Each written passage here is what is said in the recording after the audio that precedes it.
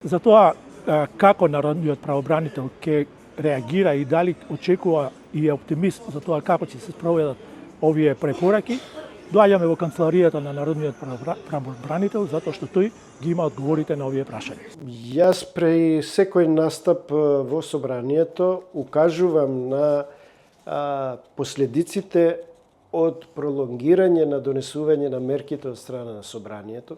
Укажувам дека собранието не бара отчет од владата за спроведување на мерките кои самото собрание ги донесува, а се законска обврска владата да реферира пред собранието за спроведеното, но за жал досегашната пракса не се менува и продолжува истиот начин на функционирање на институциите на системот.